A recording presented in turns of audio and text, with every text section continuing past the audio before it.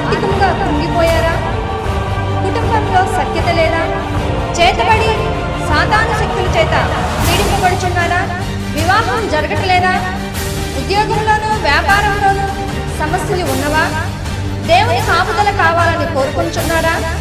అయితే మీ కొరకు స్వస్థతావరం కలిగి దేవుని కోసం వివాహం చేసుకోకుండా సమర్పించుకున్న దైవజనులు బ్రదర్ జిఎస్ రాజు గారు మీ సమస్యల కొరకు ప్రత్యేకంగా ప్రార్థన చేయదు. మా ఫోన్ నెంబర్ 08649211077, సెల్ నెంబర్ 9550207578. మన ప్రభు అయినటువంటి యేసుక్రీస్తు నామములో సజీవుని సందేశములని ఈ టీవీ కార్యక్రమాన్ని చూస్తున్న మీ అందరికీ నా హృదయపూర్వకమైన వందనాలు, దేవునికి స్తోత్రాలు. ఈ దినం దేవుని యొక్క మహాకృపను బట్టి టీవీ ద్వారా పరలోకపు వర్తమానాన్ని అందించేటువంటి భాగ్యాన్ని దేవుడు నాకు దయచేసినందుకు దేవునికి మహిమ కలుగునుగాక. గమనించండి, ఈ వాక్యం అయిపోయేంత వరకు మీరు ఛానల్స్ ఏవి మార్చొద్దు. చాలా స్పష్టమైనటువంటి లోతైన విషయాలు నేను మీతో పంచుకోవాలని ఆశపడుతున్నాను. ఈ ఛానల్లో వినబడేటువంటి ప్రతి మాటను గుర్తుంచుకునే దాని కొరకు ఒక పెన్ను పుస్తకం తీసుకుని వచ్చి నేను చెప్పే ప్రతి అంశాన్ని మీరు రాసి పెట్టుకోవాలని ప్రభుపేట మనం చేస్తూ ఉన్నాను. ఇంతకుముందు ఇదే అంశాన్ని గురించి వాక్య సారాంశాన్ని ఇంతకుముందు ధ్యానించాం. అయితే అది ముగించబడలేదు. ఇప్పుడు ఆ మాటల్ని సంపూర్ణంగా ధ్యానిద్దాం. మొట్టమొదట నేను మీకు చెప్పినటువంటి అంశాన్ని గుర్తు చేసిన తర్వాత మిగిలిన అంశాన్ని నేను మీకు సంపూర్ణంగా ఈ దినం తెలియపరచాలని ఆశిస్తున్నాను. దేవుని యందు విశ్వాసం ఉంచిన మనము, దేవునితో కూడా యుగాలు జీవించాలనే ఒక తలంపు కలిగిన మనము ప్రభుతో కూడా ఉండాలంటే సంపూర్ణంగా ఉండాలి. సంపూర్ణత లేకుండా ప్రభుతో కూడా యుగాలు జీవించటం అనేది అసంభవం. ఆ సత్యాన్ని ఎరిగిన పౌలు హెబ్రీ సంఘానికి తన లేఖలో కొన్ని విషయాల్ని సంబోధిస్తూ వచ్చాడు. హెబ్రీలకు రాసిన పత్రిక 6వ అధ్యాయం 1వ వాక్యం నుండి మనం చదువుకుందాం. కాబట్టి నిర్జీవ క్రియలను విడిచి మారు మనసు పొందుటయు, దేవుని యందలి విశ్వాసమును, బాప్తిస్మములను గుర్చిన బోధయు, హస్త నిక్షేపణమును, మృతుల పునరుద్ధానమును, నిత్యమైన తీర్పును అను పునాది మరలా వేయక క్రీస్తును గుర్చిన మూలోపదేశమును మాని సంపూర్ణ మగుటకు సాగిపోదుము. ఇదేనో మరొకసారి నిర్జీవ క్రియల గురించి మనం ధ్యానిద్దాం. గతంలో నేను మీకు ఒకసారి చెప్పాను. ప్రియమైన దేవుని బిడ్డలారా, గమనించండి. నిర్జీవ క్రియలను విడిచి సంపూర్ణ మగుటకు సాగిపోదాం. ఈ పౌలు చెప్పిన మాటలో కనబడని క్రియలు అంటే ఏంటి, వాటిని మనం గమనిద్దాం. ఎవరైనా సరే బైబిల్లో నిర్జీవ క్రియలు కలిగి ఉన్నారా? ఈ రోజున మనం ఎందుకు సరి చేసుకోవాలి? మనం మన పితరులు ఏం చేశారు, మనం ఏం చేస్తున్నాం? ప్రతి విషయాల్లో, ప్రతి సందర్భాల్లో వాళ్ళని మనం పోల్చుకుంటున్నట్లుగా నిర్జీవ క్రియలు కలిగి ఉన్నటువంటి వారు ఎవరు అనేది కూడా మనం పోల్చుకోవాలి. గమనించండి, ఇద్దరు వ్యక్తులు ఉన్నారు. ఒకరు జీవము కలిగిన క్రియలు కలిగిన వారు, ఒకరు నిర్జీవ క్రియలు కలిగినటువంటి వారు, అంటే జీవము లేని క్రియలు కలిగినటువంటి వారు. వీరిద్దరిని నేను మీ ముందుకు తీసుకుని వస్తాను. మొదట జీవము కలిగిన క్రియలు కలిగిన వారు ఎవరంటే మన మూల పురుషుడైనటువంటి అబ్రహాం. విశ్వాసానికి మూల పురుషుడు. విశ్వాసానికి మూల పురుషుడైన అబ్రహాము ఇంచుమించుగా తన భార్య అయిన సారాయికి 100 సంవత్సరాలు నిండక మునుపు అబ్రహాం గారికి ఇంచుమించుగా 100 సంవత్సరాలు వచ్చాయి. ఆ సమయంలో ఒక కుమారుని కన్నాడు. దేవుడు చెప్పాడు, నేను కుమారుని ఇస్తానని. దేవుడు చెప్పిన ప్రతి మాటను బట్టి విశ్వాసం ఉంచినటువంటి అబ్రహాం ఒక కుమారుడు పుట్టిన తర్వాత ఎదిగి పెద్దవాడవుతున్నప్పుడు దేవుడు, నీ ఒక్కగానొక్క కుమారుని నాకు బలిగా ఇవ్వు అని చెప్పాడు. చెప్పిన వెంటనే మారు మాట్లాడలేదండి. తన భార్యతో చెప్పలేదు, తన కుమారుడితో చెప్పలేదు. మరొక కుమారుడు ఉన్నాడు, దాసి వల్ల కలిగిన కుమారుడు, అతనికి చెప్పలేదు. తన దాసి భారీగా వచ్చింది, ఆమెకి చెప్పలేదు, బంధువులకు చెప్పలేదు, పరివారికి చెప్పలేదు, ఎవ్వరికి చెప్పలేదండి. కుమారుని తీసుకున్నాడు, కట్టెలు తీసుకున్నాడు, పరివాడిని తీసుకున్నాడు, వెళ్ళిపోయాడు. దేవుడు ఎక్కడికి ఆ బలిమన్నాడు అక్కడికి వెళ్ళాడు. దేవుడు చెప్పిన చోటకు వెళ్ళి బలిపీఠం కట్టాడు, కట్టెలు పెట్టాడు, చుట్టూ కందకం తవ్వాడు, నీళ్లు పోసాడు. ఇప్పుడు గొర్రెపిల్లవి నాన్న అంటే నువ్వే గొర్రెపిల్ల అన్నాడు. కాళ్ళు చేతులు కట్టేశాడు, తీసుకొచ్చి ఆ బలిపీఠం మీద పెట్టాడు. ఏడవలేదు, కత్తి తీసుకున్నాడు, తీసుకొని వచ్చి పొడవటానికి. ఇక కళ్ళు మూసి కన్ను తెరిసే లోపల ఏమైందంటే చంపడానికి సిద్ధపడిపోయాడు. ఆ క్షణం పొడిచేంత వరకు కూడా తన మనస్సులో ఏ మాత్రము కూడా అవిశ్వాసం కానీ బాధ కానీ ఆలోచన కానీ రాలేదు అబ్రహాముకి. తన ప్రతి మనస్సులో కలిగే ప్రతి క్రియని స్పందన దేవుడు గమనిస్తూ ఉన్నాడు. గమనించి ఏ ఒక్కరో కూడా అతనిలో నిర్జీవ క్రియ అనేది కనపడలేదు గనక వెంటనే దేవుడు మాట్లాడుతున్నాడు, అబ్రహాం ఆగు, నీ ఒక్కగానొక్క కుమారుణ్ణి నాకు బలిగా ఇవ్వమన్నప్పుడు ఏ మాత్రము కూడా వెనకాడకుండా నాకు లోబడి నాకు దాసుడు అయ్యావు గనక నేను నీ సంతానాన్ని ఇసుక రేణువుల వలె ఈ భూమి మీద విస్తరింప చేస్తాను అని అన్నాడు. హల్లెలూయా. ప్రియమైన దేవుని బిడ్డలారా గమనించండి, ఇస్సాకును చంపడానికి సిద్ధపడి కత్తి తీసుకుని ఎత్తిన అబ్రహాం కత్తి దించేసేసాడు. దేవుడు చెప్పాడు కనుక దించాడు, లేకపోతే ఏమయ్యేది? చంపేసేవాడు. కుమారుడు కూడా మాట్లాడలేదు. ఇద్దరికి అంగీకారమైంది. ఎందుకని? 100 సంవత్సరాలు ఇంచుమించు ఆ వయసులో పిల్లవాడిని కనగలిగాడంటే ఈ 99 ఏళ్ళు చేసిన సంసారం ఏమైంది ఆలోచించండి. ఎంత కష్టపడి ఉంటారు, ఎంత ఆశతో కలిసి ఉండుంటారు, ఎంతో ప్రేమతో కలిసి ఉండుంటారు, ఎంత ఆశతో ప్రార్థన చేసుకొని ఎన్ని ప్రయత్నాలు చేసి ఉండుంటారు. ఎంత ప్రయత్నం చేసినా దేవుడు అనుగ్రహం లేని పిల్లలు కలగరు. మరి అది గమనించినటువంటి అబ్రహాము వయసు ఉడిగిపోయి గర్భం ఉడిగిపోయి పిల్లలు పుట్టరు అనేటువంటి డాక్టర్ సర్టిఫికెట్ చేసిన తర్వాత పిల్లలు ఎలా పుడతారు? సిజరింగ్ అయిన తర్వాత పిల్లలు ఎలా పుడతారు? దేవుడికి అసాధ్యం కాదు కదా, సమస్తము సాధ్యమే కదా. దేవుని యందు విశ్వాసం ఉంచితే సమస్తము సాధ్యం. ప్రియమైన దేవుని బిడ్డలారా, అదే జీవము కలిగిన క్రియ. నిర్జీవ క్రియ అనబడదు. అది నమ్మాడు, బలి అర్పించడానికి సిద్ధపడ్డాడు, దేవునికి దాసుడిగా తల వంచాడు. అందుకంటాడు, సర్వ సమృద్ధి కలిగి ఉండియు నీవు నాకు హృదయపూర్వకంగా సంతోషముగా నీవు నాకు దాసుడు కాలేదు. ద్వితీయోపదేశకాండం 28వ అధ్యాయం 47-48 వాక్యాల్లో చదువుకుంటే హృదయపూర్వకంగా సంతోషముగా నీవు నాకు దాసుడు కాలేదు అంటున్నాడు. కనుక శత్రువులు నీ మీదకు దండెత్తి వస్తారు, నీ మెడ మీద కాడి పెట్టబడుతుంది, నువ్వు ఎప్పుడు ఆకలి దప్పులతోనే ఉంటావు అని అంటున్నాడు. సహోదరులారా, ప్రియమైన దేవుని బిడ్డలారా గమనించండి, మనం ఏది చేసినప్పటికి కూడా సంతోషముగా చేయాలి. దేవునికి ఇచ్చేటప్పుడు సంతోషముగా ఇవ్వాలి.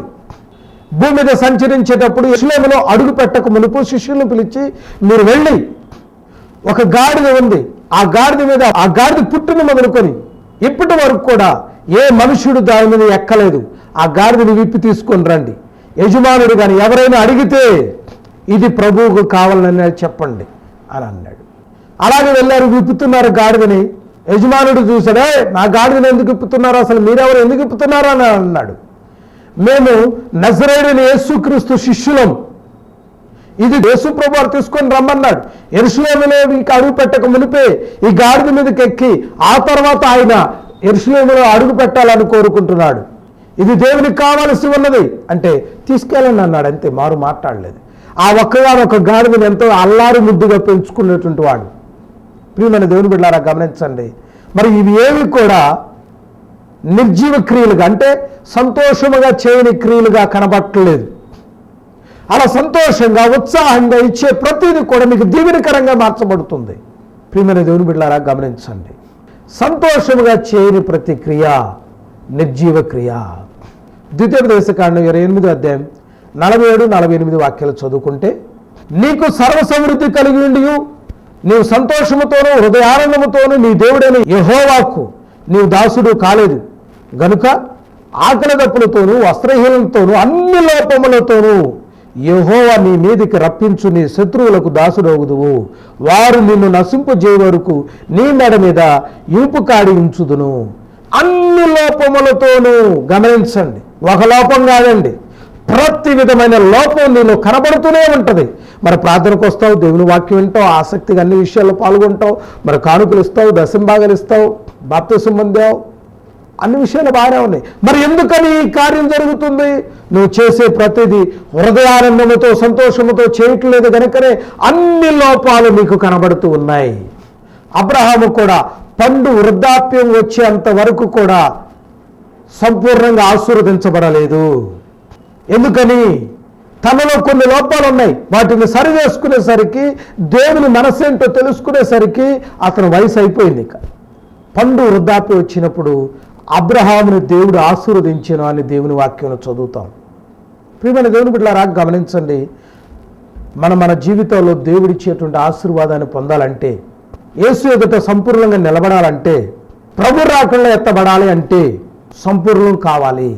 ఈ లోకములో ఉండగానే సంపూర్ణం కాకుండా ప్రభు ఎదుట నిలబడడం, యేసుతో కూడా యుగాలు జీవించలేం. కనుక వేయబడిన పునాది మరలా కట్టుకునే వారంగా ఉండకూడదు. మారు మనసు అంటే ఏంటో, బాప్తిసం అంటే ఏంటో, పాస్టర్ ఆర్డినేషన్ అంటే ఏంటో, పాస్టర్ అంటే ఎవరో, విశ్వాసులు అంటే ఎవరో, హస్త నిక్షేపణ అంటే ఏంటో, నిత్యమైన తీర్పు అంటే ఏంటో, మృతుల పునరుద్ధానం అంటే ఏంటో, వీటన్నిటిని గురించి తెలుసుకోవడానికి చాలా జాగ్రత్త పడాలి. తెలుసుకున్న తర్వాత మరలా చెప్పేటట్టు ఉండకూడదు. మన పునాదిని స్థిరముగా ఉంచుకోవాలి. అంటే మన మనసులో వాటన్నిటిని స్థిరముగా ఉంచుకొని దాని ప్రకారం మనం జీవించాలి. అప్పుడే మన జీవితాల్లో ఆశీర్వదించబడతాం. ప్రియమైన దేవుని బిడ్డలారా, నిర్జీవ క్రియలు విడిచిపెట్టాలి. ఈ నిర్జీవ క్రియల్లో మనం ఏ పని చేసినప్పటికీ కూడా దుఃఖముతోనూ, వేదనతోనూ, కష్టముతోనూ, తప్పదుగా చెప్పారుగా చేయకపోతే 10 మందిలో చెప్తాడేమో అనే ఉద్దేశంతో మనం చేయకూడదు.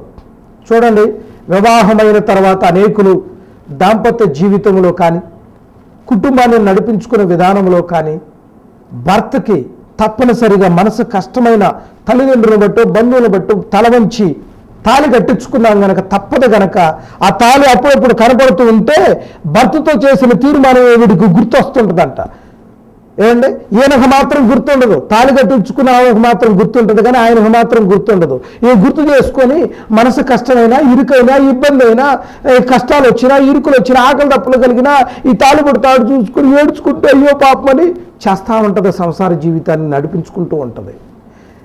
దేవుని దగ్గరికి వచ్చేసరికి ఇలా చేయటానికి కుదరదు. ఇలా చేస్తే మనం సంపూర్ణం కాలేమని పౌలు హెచ్చరిక చేస్తున్నాడు. ప్రియమైన దేవుని బిడ్డలారా, గమనించండి, మీరు మీ జీవితాల్లో నిర్జీవ క్రియలు కలిగి ఉన్నారా లేదా అనేది ఆలోచించండి. సంతోషముగా చేయని ప్రతిక్రియ నిర్జీవ క్రియ. అబ్రహాము సంతోషంగా చేశాడు. మరి సంతోషం చేయకుండా దేవునికి ఇచ్చే విషయంలో చేసినటువంటి వాళ్ళు ఎవరు? యొప్తా అనేటువంటి వ్యక్తి. న్యాయాధిపతుల గ్రంథం 11వ అధ్యాయం 31వ వాక్యం, 34వ వాక్యం, 35వ వాక్యం చదువుకుందాం. నేను అమ్మోనీయుల యొద్ద నుండి క్షేమముగా తిరిగి వచ్చినప్పుడు నన్ను ఎదుర్కొన్నట్టుకు నా ఇంటి ద్వారము నుండి బయలుదేరి వచ్చినదేదో అది యెహోవాకి ప్రతిష్ఠితమగును, మరియు దహన బలిగా నేను దానిని అర్పించెదను. 34వ వాక్యం. యొప్తా మిస్పాలోనున్న తన ఇంటికి వచ్చినప్పుడు అతని కుమార్తె తంబురులతోనూ నాట్యముతోనూ బయలుదేరి అతను ఎదుర్కొనెను. ఆమె గాక అతనికి మగ సంతానమే కానీ ఆడ సంతానమే కానీ లేదు. 35వ వాక్యం. కాబట్టి అతడు ఆమెను చూసి తన బట్టలు చింపుకొని, అయ్యో నా కుమారి, నీవు నన్ను బహుగా కృంగజేసితివి, నీవు నన్ను తల్లడింప చేయవారిలో ఒకటివై ఉన్నావు, నేను యెహోవాకు మాట ఇచ్చి ఉన్నాను గనుక వెనుక తీయలేననగా. గమనించండి, ఈ యొప్త ఎవరు? ఒక సైన్యాధిపతి, ఒక మంచి గొప్ప వీరుడు, ఒక రాజుగా ఉండి రాజ్య పరిపాలన చేయగలిగినటువంటి గొప్ప సామర్థ్యవంతం కలిగిన ప్రవక్త.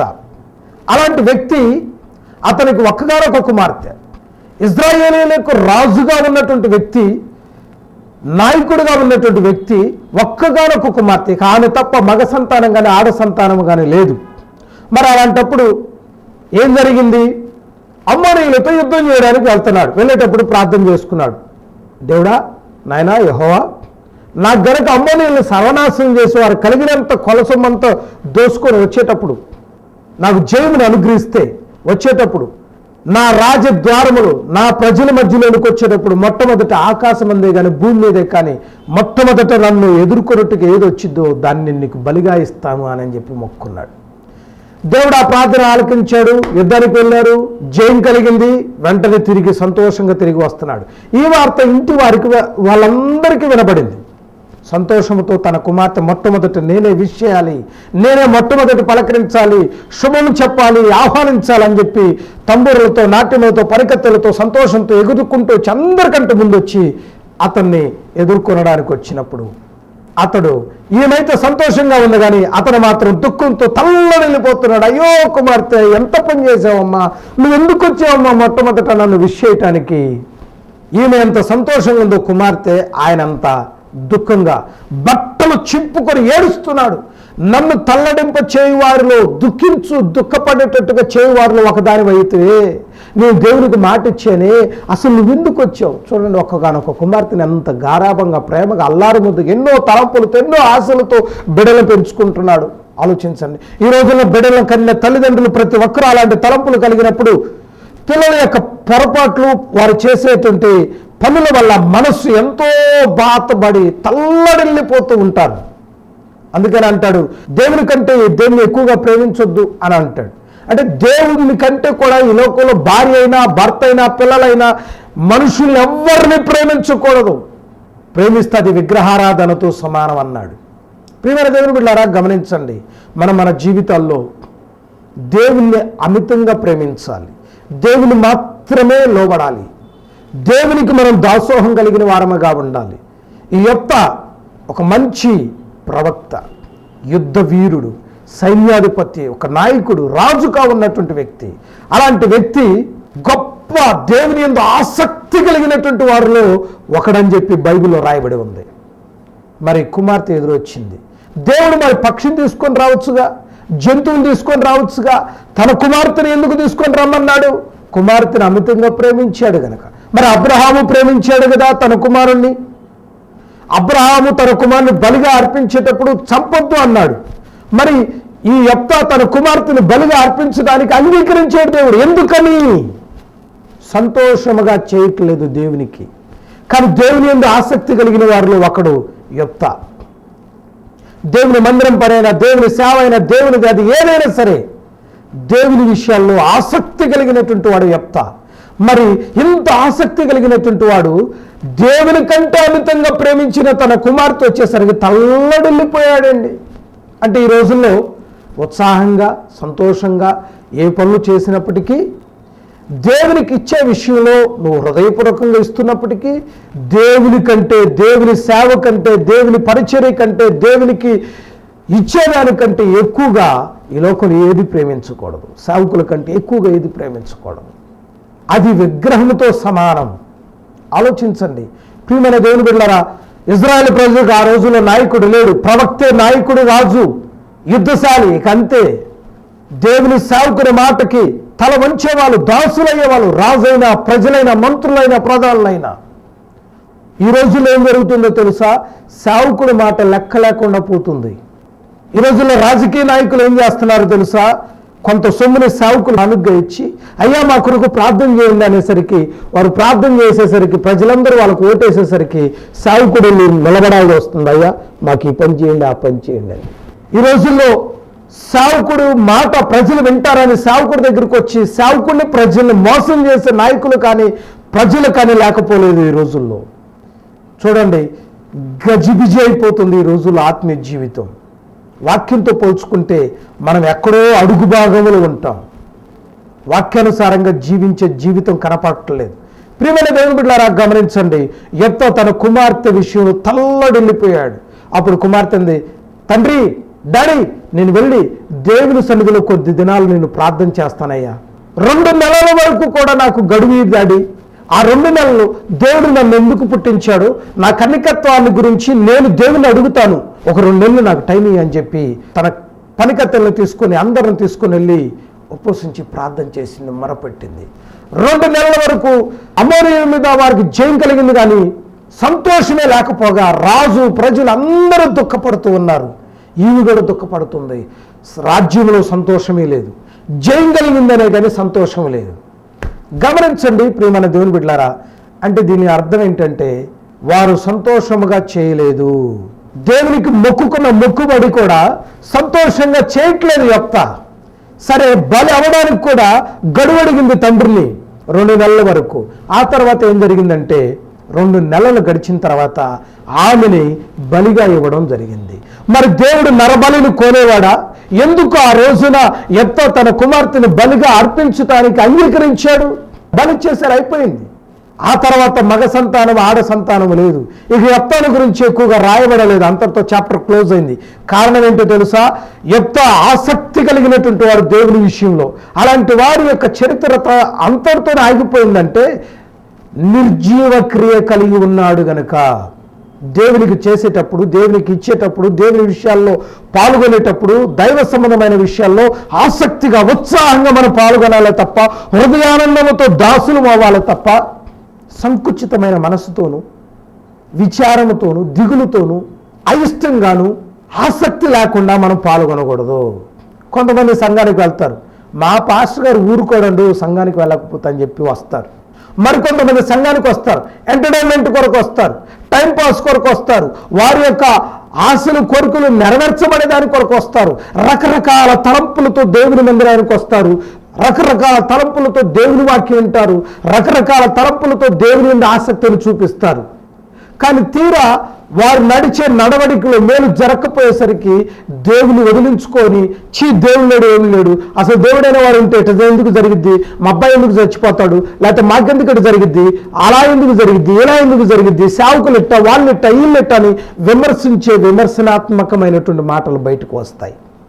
వీటన్నిటికీ గల కారణం ఏంటంటే జీవము లేని క్రియలు చేయటమే, నిర్జీవ క్రియలు చేయటమే. నిర్జీవ క్రియ అంటే జీవము లేని క్రియ. జీవం అనేది ఎప్పుడు జరుగుతుంది? ఉత్సాహముతోనే జరుగుతుంది, సంతోషముతోనే జరుగుతుంది. అందుకనే లోకోక్తి ఒకటి కలదు, ఏంటది? సంతోషమే సగం బలం. చూడండి, నువ్వు సంతోషంగా ఉత్సాహంగా దేవునికి చేసేటప్పుడు నువ్వు చేయాలి.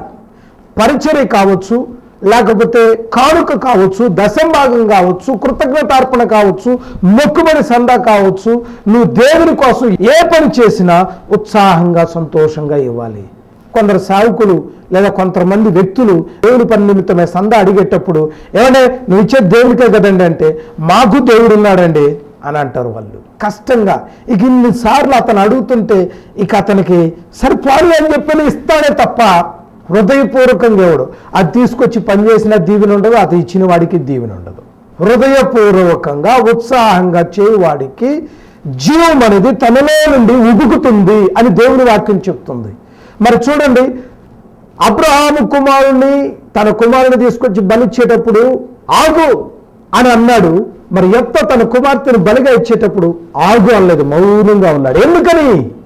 అతడు సంతోషంగా, హృదయపూర్వకంగా, హృదయానందముతో దాసుడయ్యాడు. ఇతడైతే కష్టంగా, భారముతో ప్రజలందరి ముందు తన కుమార్తెను బలిగా ఇవ్వాల్సి వచ్చింది. ఇది తెలియడం కొరకే మన పితరుల జీవితాల్లో జరిగిన చరిత్రను మీరు తెలుసుకొని ఇకనైనాను జీవము కలిగిన క్రియలు జీవించాలని సంపూర్ణ అవడం కొరకే ఇది రాసి ఉంచాడు. అది జరిగినప్పుడు మౌనంగా ఉన్నాడు ఆయన. ఈ సత్యాన్ని గ్రహించిన మీరు మీ పర్వ సంబంధమైనటువంటి సంపూర్ణత కోరుకుంటున్నట్లయితే, దేవుని ఎదుట యుగాలు జీవించాలని ఆశపడినట్లయితే, ఏ పని చేసినా హృదయపూర్వకంగా సంతోషంగా దేవునికి దాసులమై చేయాలని దేవుని వాక్యం హెచ్చరిస్తుందన్న సంగతి గ్రహించాలని ప్రభు పేరట మనం చేస్తున్నాను. ప్రియమైన దేవుని బిడ్డలారా, నిర్జీవ క్రియలు విడిచి సంపూర్ణముటకు సాగిపోదుము. నిర్జీవ క్రియలు అంటే జీవము లేని క్రియలు, జీవము కలిగిన క్రియలు. ఇవి కొన్ని కంటికి కనపడితే కంటికి కనపడినవి కొన్ని. ఇవి హృదయాంతరంగానికి సంబంధించినవి. నువ్వు దేవునికి ఇచ్చేటప్పుడు హృదయపూర్వకంగా ఎలా ఇస్తావు, ఏం చేస్తావు, ఎలా చేస్తావు అనేది దేవుడు గమనిస్తూ ఉంటాడు. ఈ మాటలు వింటున్న మీరు మీ జీవితాల్లో ఎందుకు దీవెన పొందలేకపోతున్నారో ఆలోచించుకోండి. ప్రార్థనకు వెళ్ళినా, వాక్యం వింటున్నా, బాప్తిసం పొందినా, పరిశుద్ధాత్మ అభిషేకం పొందినా, దేవునికి ఇవ్వాల్సింది ఇస్తున్నా, మన జీవితాల్లో ఎన్నో లోపాలు, కొరతలు ఎందుకుంటున్నాయో ఆలోచించుకోండి. నిర్జీవ క్రియలు అనేవి మనలో కలుగుతున్న ఆశీర్వాదపు ఓటకి, జీవజలపు ఓటకి అడ్డుపండుగా ఉంటున్నాయి అన్న సంగతి ఈ వాక్యాన్ని బట్టి ప్రభు మిమ్మల్ని హెచ్చరిస్తున్నప్పుడు మిమ్మల్ని మీరు సరి చేసుకున్నట్లయితే నూరంతుల దీవెల్ని మీరు అనుభవిస్తారు. తల్ల వంచండి, మోకరించండి, ప్రార్థన చేసుకుందాం.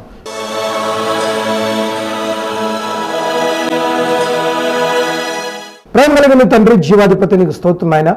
నిర్జీవ క్రియలను విడిచిపెట్టి సంపూర్ణ మొదటకు సాగిపోవాలని నీ వాక్యం సెలవిచ్చినట్లుగా, పౌలు హెబ్రీ సంఘాన్ని హెచ్చరించినట్లుగా, ఈ మాటను బట్టి ఈ టీవీలో ఈ వాక్యం వింటున్నటువంటి ఒక్కొక్కరిని హెచ్చరించడానికి మీరు ఇచ్చిన ప్రేరేపణను బట్టి వందనాలు.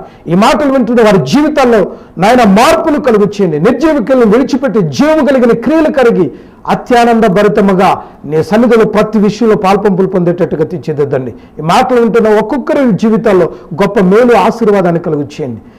ఈ కార్యక్రమానికి స్పాన్సర్ చేసిన కుటుంబాన్ని మీరు దీవించండి, నిరంతర ఆశీర్వాదాన్ని దయచేయండి. మహిమ ఘనత ప్రభావాలు మీరు మాత్రం పొందండి. యేసు నామమును అడిగి వేడుకొనుచున్నాము తండ్రి, ఆమేన్. మన తండ్రి అయిన దేవుని ప్రేమ, కుమారుడైన యేసుక్రీస్తు వారి యొక్క కృప, పరిశుద్ధాత్మ అన్యోన్య సహవాసం ఇప్పుడు ఎల్లప్పుడూ సదాకాలము తోడే నడిపించునుగాక, ఆమేన్. అందరికీ వందనాలు, దేవునికి స్తోత్రాలు. ప్రియమైన దేవుని బిడ్డలారా, సజీవుని సందేశములైనటువంటి ఈ టీవీ కార్యక్రమాన్ని ఈ 2016 సంవత్సరం 7వ తేదీ నుండి ప్రతిరోజు ఉదయం 6:30కి, ప్రతిరోజు సాయంత్రం 3:30కి ఈ కార్యక్రమాన్ని టెలికాస్ట్ చేయబడుతూ ఉంది. మరి ఈ వాక్యాన్ని విన్నటువంటి అనేకులు ఆధ్యాత్మికంగా ఎంతో ధైర్యము, ఉత్సాహము, ఆనందముతో గడుపుతున్నామని ఆశిస్తున్నారు. ఇంకా అనేక విషయాలు తెలుసుకోవాలని శ్రద్ధతో వింటూ ఉన్నారు. మాకు కూడా వారి యొక్క సంతోషాన్ని ఫోన్లు చేసి పంచుకుంటున్నారు. అందుకు మీ అందరికీ నా హృదయపూర్వకమైన వందనాలు. అయితే ఈ కార్యక్రమం చాలా భారముతోనూ ఖర్చుతోనూ కూడుకున్నది. ఈ కార్యక్రమం ఆగకుండా ఇంకా ముందుకు కొనసాగేట్లుగా దయచేసి మీరందరూ ప్రార్థన చేయండి. ప్రభు మమ్మల్ని ప్రేరేపిస్తే ఈ టీవీ కార్యక్రమానికి స్పాన్సర్ చేయడానికి ముందుకు రావాల్సిందిగా ప్రభుపేట మనం చేస్తూ ఉన్నాం. మీ ప్రార్థన అవసరతల కొరకై సంప్రదించవలసినటువంటి చిరునామా కొండమూడు గ్రామంలో గుంటూరు రోడ్లో ఉన్నటువంటి కరెంట్ ఆఫీసు పక్కనే ఉన్న కోటనెమలిపురి గ్రామం వెళ్ళే డొంక రోడ్డు నందు సజీవుని ప్రార్థనా మందిరం కలదు.